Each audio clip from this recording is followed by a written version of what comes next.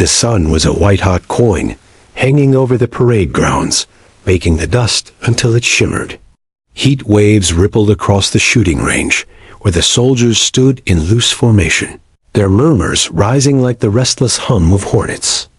Every eye was fixed on the far ridge, a patch of rock and scrub, so distant it looked like the spine of the earth itself. Sergeant Colton Briggs, broad as a barn door and carved from years of wind and war, spat into the dirt. His voice carried across the field, deep and certain. That, gentlemen, is 470 yards. Winds cutting cross from the north at 9 miles an hour. Mirage makes it worse. No man here can hit it clean. And if I can't, it's impossible. The crowd chuckled, the kind of laugh that comes easy when you already know the ending. But then a ripple passed through the men. Heads turned. A small figure walked forward, dwarfed by the heavy Springfield rifle in her hands. Her boots barely lifted the dust. The brim of a worn hat hid most of her face, but strands of chestnut hair escaped at her cheeks. What's this? Briggs frowned. Whose child is wandering onto my range? No one answered. The girl stepped past the row of soldiers without looking at them. She stopped at the shooting bench, the wood scuffed and sun-bleached, and set the rifle down with both hands as if it were something sacred. Then she looked up, and in her eyes there was no hesitation, no mischief, only the calm focus of someone who had already measured the distance and found it wanting. Captain in the back started to protest. But Briggs held up a hand, half amused, half curious. Fine, he said, leaning on the bench. You want to go at the impossible shot? Let's see you try. She said nothing, just reached into her pocket, drew out a single round, and loaded it with a practiced motion too clean for accident. The crowd quieted. Even the wind seemed to pause. She lay prone, elbows planted, cheek pressed to the worn stock. Through the scope, the far ridge swam in a haze of heat. The target was nothing more than a round steel plate propped against the rock, gleaming faintly in the glare. She adjusted the sight, breathed in slow, and let it out until her body stilled. A drop of sweat traced her temple. Her finger brushed the trigger. The shot cracked like lightning splitting wood. The sound rolled away across the barren ground, swallowed by the heat. For a moment, no one spoke. No one moved. Then faint, but unmistakable, the metallic ring drifted back from the ridge. A perfect hit. Briggs blinked. That, his voice faltered. That's impossible. But the girl was already on her feet, sliding the rifle's bolt open with a soft click. She didn't smile. She didn't bow. She turned, stepping back through the silent crowd, her boots making small, steady prints in the dust.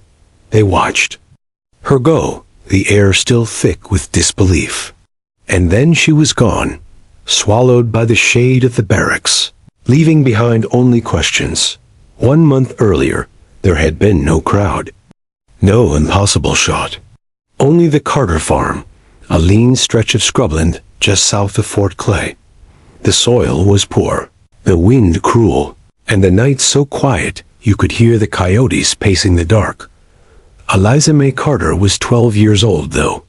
The lines at the corners of her mouth made her seem older. She had her father's eyes clear and steady, and her mother's stubborn chin. Her mother had been buried on the hill 2 winters back, when the fever came early and the medicine came late. Her father, once a Union sharpshooter, now limped through the days on a crude wooden crutch, his left leg taken by Shiloh. She rose before the sun each day, carrying water from the well, tending the scrawny hens, and checking the fence for gaps where the wind had knocked it down. She didn't complain. Complaints didn't patch a fence or bring rain.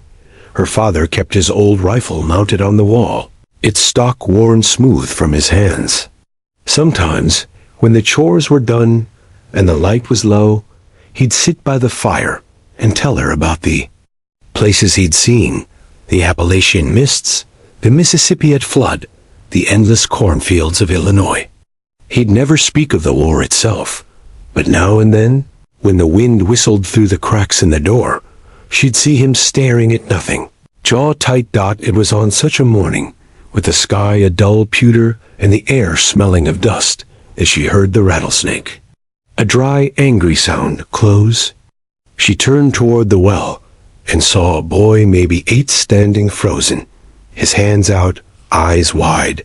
The snake was coiled at his heel, head swaying. She didn't think. She ran for the porch, lifted her father's rifle from its mount, felt the weight slammed to her shoulder.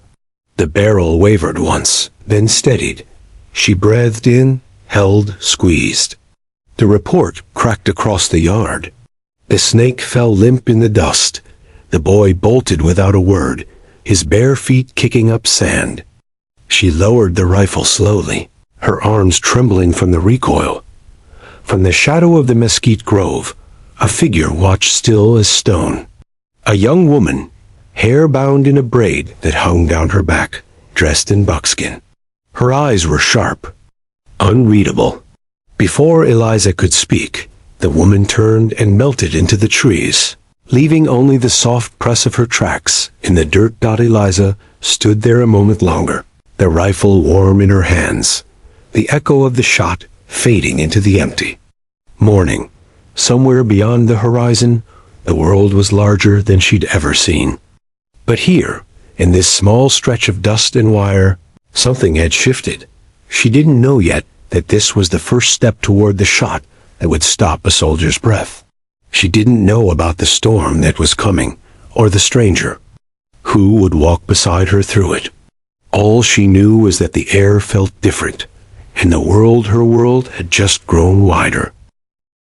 The wind that morning came in from the west, dry and restless, carrying the smell of horses and dust from the main road. Eliza stood at the market's edge, her hands tied around a small cloth bundle.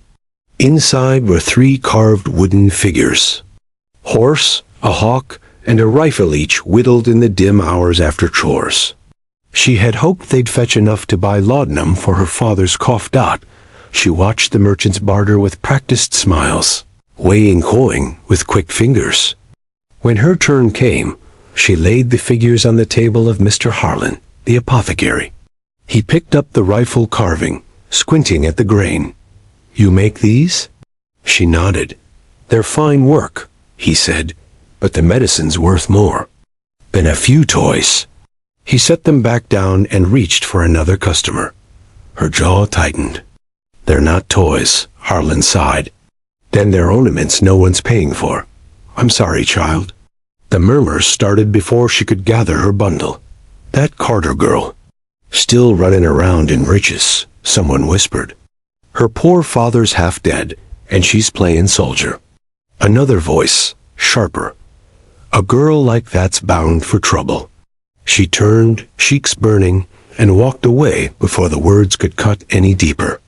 Outside the market square, the street stretched toward the river, sunlight glinting off its lazy surface. She could almost forget the voices when the wind shifted and brought a rattling cough from memory her father's. Deep and raw, she quickened. Her pace, passing the blacksmith's forge, where sparks danced in the air, and the hitching post where 2 cavalrymen lounged, boots dusty, rifles slung over their shoulders. One glanced at her, then at the bundle under her arm. "What you got there, little sharpshooter?" he said with a smirk. "Practice targets?" She kept walking. Laughter followed her down the road. The river was low that day, the banks cracked and littered with driftwood. She crouched at the water's edge, filling the tin pail, when a sharp splash broke the stillness. She looked up just in time to see a shadow sliding through the reeds. The hiss came next dry, urgent. A copperhead, thick-bodied and coiled, blocked the path back. Its head swayed, tongue flicking. She froze, every muscle locked. Then movement caught her eye high on the opposite bank. The same young woman she'd seen before, buckskin tunic, dark braid over her shoulder. She didn't speak. She simply lifted her chin toward the rifle, strapped to Eliza's back. Eliza's fingers moved before her thoughts did, sliding the strap over her shoulder, working the bolt. She set the pail down gently, eyes locked on the copperhead. Breath in, breath out. The crack split the air, echoing down the river. The snake dropped, twisting once before going still. When she looked back to the opposite bank, the woman was gone. She carried the pail home with both hands, the rifle balanced across her back. The cabin was dim and cool inside, the shutters drawn. To keep out the glare, her father sat by the hearth, his crutch leaning against the wall, a blanket over his knees despite the heat. "Got the water?" he asked, his voice hoarse. She nodded, setting it down. "And a snake?" He raised a brow. "You shoot it?" "Yes, sir." Something like pride flickered in his eyes, quickly hidden by a cough that racked his shoulders. She poured him a cup, her hand steady even as his shook. "Your mother used to say, the world don't give what it ain't got to spare," he said quietly. "You're learning that faster than I'd like." That night, the wind shifted again, bringing clouds from the east. Eliza sat on the porch, carving another figure by lamplight. The sound of hoofbeats broke the quiet. She rose, hand brushing the rifle's stock, as a rider emerged from the darkness. A soldier, his uniform dusty, eyes scanning the yard. "Bandits," he said without preamble. "3 settlements hit this month. We're posting warnings." He handed her a folded paper. "Keep to your home at night. And keep your rifle close." She nodded, taking the paper. The soldier hesitated, his gaze flicking toward the fields. "You live here alone?" "With my father."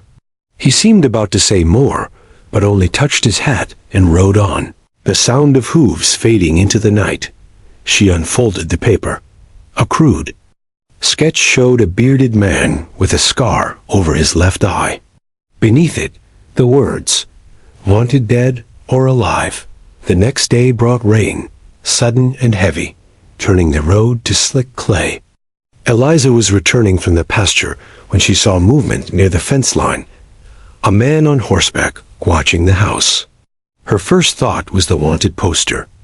Before she could act, a figure emerged from the tree line. The buckskin-clad woman moved without sound, her bow drawn, arrow aimed at the rider.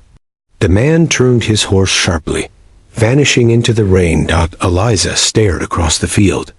The woman lowered her bow, meeting her gaze for the first time. Rain streaked her face, but her eyes were clear, sharp as flint. She touched 2 fingers to her temple, in a gesture Eliza didn't understand, then disappeared back into the trees.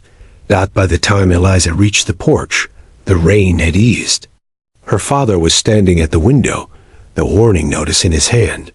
"You see him?" he asked. She nodded. "And someone else?" His frown deepened, but he didn't press.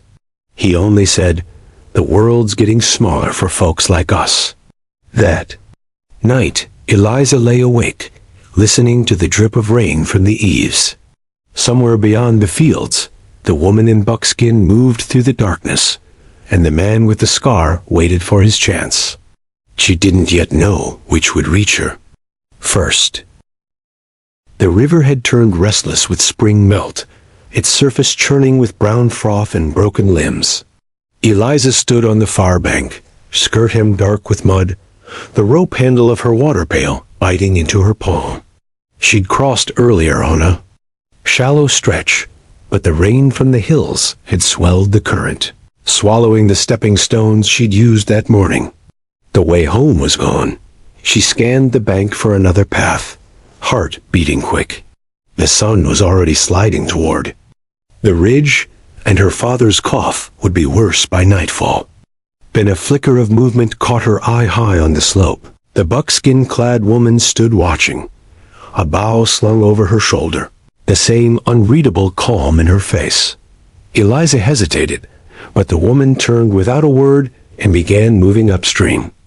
Stepped sure on the slick ground. Eliza followed. The woman led her to a fallen cottonwood spanning the water, its trunk slick with rain. She gestured a small nod toward the far side. Eliza stepped onto the log, arms out for balance, eyes on the other bank. Halfway across, her boots slipped. She pitched forward, the roar of the current surging in her ears. Then a hand clamped around her wrist, strong and steady. The woman hauled her up with effortless strength, guiding her to the far shore. For a moment they stood there, breathing hard, rain dripping from the woman's braid. Then the woman crouched, drawing in the mud with a stick 3 small circles in a line, a gap, then a single larger one. She tapped the last circle, then pointed toward the open fields beyond the Carter place. Eliza didn't understand until the woman mimed raising a rifle, steadying, firing. Practice. At distance. The next afternoon, Eliza found her at the edge of the mesquite grove.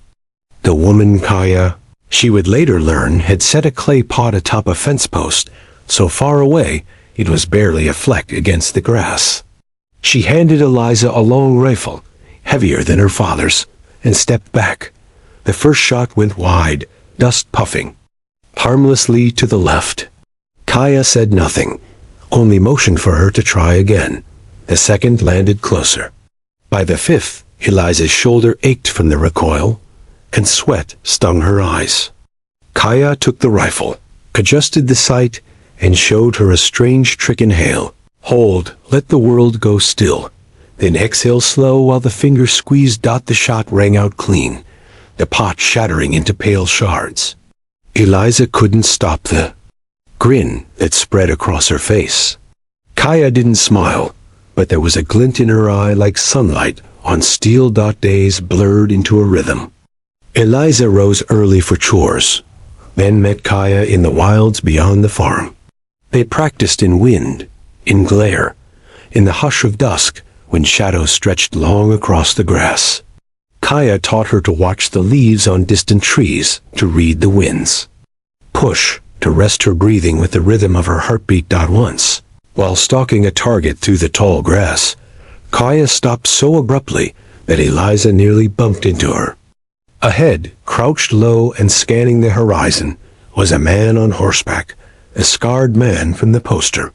His horse shifted uneasily under him, nostrils flaring at their scent. Kaya motioned them back, slow as shadows. They circled wide, keeping the wind in their favor until they reached the safety of the grove. Eliza's pulse thundered in her ears. They're closer, she said when her breath returned. Kaya met her eyes, then reached into a pouch and pulled out a small carved feather, pressing it into Eliza's palm. A token, or maybe a promise. That night, the base at Fort Clay glowed with lantern light. Eliza had gone there to trade eggs for flour, but the air was thick with tension. Men spoke in low voices about an ambush up north, about the bandits testing the army's reach. She heard Briggs' voice among them, rough and certain. Even with our best shots, we can't hit past 400 in this wind, he said.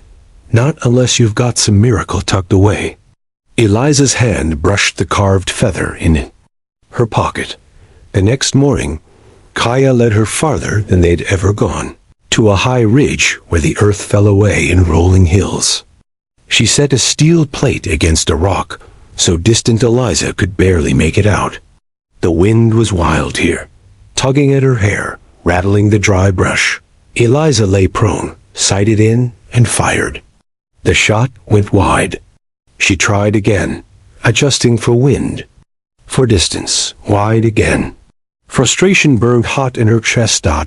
Kaya knelt beside her, took her hand, and placed it on the rifle's stock. She guided the motion, steadying the breath, letting the weight of the trigger surprise her. Eliza squeezed. The plate rang faintly, a bell in the far-off wind. Eliza turned, and for the first time, Kaya smiled. On their way back, clouds were gathering. On the horizon, heavy and dark. Somewhere between the hills and the Carter place, hoofbeats echoed faintly. Kaya stopped, head tilted. She pressed the rifle into Eliza's hands, then vanished into the tall grass, soundless as a ghost. Eliza waited, crouched low, scanning the distance. A rider appeared briefly on the crest of a hill, then dipped out of sight. The hoofbeats faded, but the unease lingered. By the time she reached the farm, the sky was a bruised purple, and her father was on the porch, staring toward the road. "You hear that?" he asked. She nodded, her fingers tight around the carved feather in her pocket. Somewhere out there, the scarred man was moving closer. And somewhere else, Kaya was watching. The night came heavy and close, the air thick with the smell of wet earth. Rain had passed hours ago, but the ground still bled water in small rivulets down toward the river. Eliza lay awake, staring at the low rafters above her bed. Her father's cough rattled faintly from the other room, each sound a reminder that the world outside wasn't the only threat pressing in. Then came the knock, 3 sharp raps against the door, too deliberate to be the wind. She slid from bed, bare feet cold against the wood, and reached for the rifle by the wall. When she opened the door, Kaya stood there, hair plastered to her face from the damp. Her eyes, usually calm, were sharpened to points. She didn't speak, just stepped inside and closed the door behind her. From the pouch at her side, she pulled a scrap of oilcloth, unfolding it to reveal a small hand-drawn map. A red marked Sut. At the edge of the Carterland. "They're here," Kaya said simply. Eliza's father pushed himself up in his chair, crutch leaning nearby. "Bandits?" Kaya nodded. "Scouting, testing the ground. They'll move at first light." Silence settled over the room, broken only by the crack of the fire. Eliza looked at her father, then at Kaya. "What do we do?" Kaya's gaze held hers. "We end it before it starts." By dawn, they were in the mesquite grove, the ground damp under their boots. Kaya moved ahead, her bow ready, eyes scanning for sign.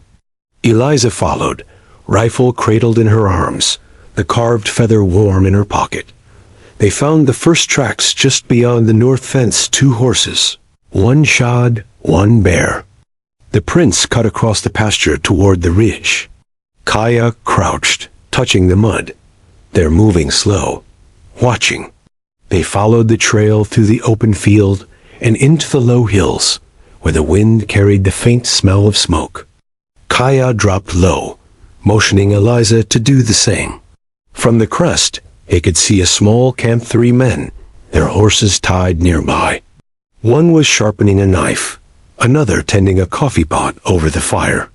The third sat apart, his scarred face turned toward the horizon. Eliza's breath caught. The man from the poster. Kaya whispered, "If he calls the others, they'll spread. We can't let him." Eliza's hands tightened on the rifle. She'd practiced at distances like this, the wind in her face, the target small and still. But practice was safe. This was different. This was real. Kaya glanced at her, then reached out and touched the feather in Eliza's pocket. A small nod, nothing more. Eliza lay prone, feeling the damp earth through her clothes. The scarred man stood now, stretching, the firelight glinting off the metal at his belt. She breathed in, steady, let it out slow. Her world narrowed to the sight, the target, the weight of the trigger beneath her finger. The shot cracked across the hills. The scarred man dropped before he could turn. Chaos followed shouts, the other 2 scrambling for their weapons. Kaya's bow sang, an arrow sinking into the chest of the man with the knife. The third man bolted for the horses, but Eliza fired. Again, the shot throwing him back into the dust. Silence fell, broken only by the hiss of the fire and the restless stamp of the horses. Kaya moved through the camp with practiced caution, checking each man. She took nothing but a folded piece of paper from the scarred man's coat. Back in the grove, she unfolded it. A crude sketch of Fort Clay. markings on the supply routes. They were planning a raid, Eliza said. Kaya's jaw tightened. Tonight. They rode hard for the fort, the map clutched in Kaya's hand. When they arrived, the gates were half closed, soldiers already preparing for night watch. Briggs met them in the yard, suspicion written plain across his face. "What's this?" he demanded. Kaya handed him the paper. "Bandits, planning to hit your supply line before dawn." Briggs scanned it, his brow furrowing. "And how do I know this isn't some trick?" Eliza stepped forward. "Because they're dead, and I killed the one leading them." The yard went still. Briggs studied her a long moment, then gave a short nod. "If you're telling the truth, we'll need every rifle we can get." By nightfall, the fort was braced for an attack. Men took positions along the walls, the air thick with tension. Briggs led Eliza to the high parapet on the west side, the wind cutting cold across their faces. "Out there," he said, pointing toward a distant rise. "That's where they'll come from." She looked, but saw only darkness and the faint ripple of grass. Hours passed, the moon climbing high. Then, faint as a breath, the sound of hoofbeats. Shadows spilled over the rise riders, dozens of them, their forms merging with the night. Briggs muttered, "Too far. No one can hit them from here." Eliza lay prone, the rifle steady against her shoulder. She read the wind in the grass, felt the pull of it on her cheek. The riders were still moving slow, confident in their distance. She breathed in, held, let it out. The shot split the night, sharp and final. Down on the plain, a rider toppled from his horse, the others wheeling in confusion. A ripple of shouts went up from the fort. Briggs turned to her, his mouth half open, but no words came. She worked the bolt, eyes still on the distant rise. There, not coming any closer. And as the bandits began to scatter, the fort behind her erupted in cheers that rolled like thunder into the night.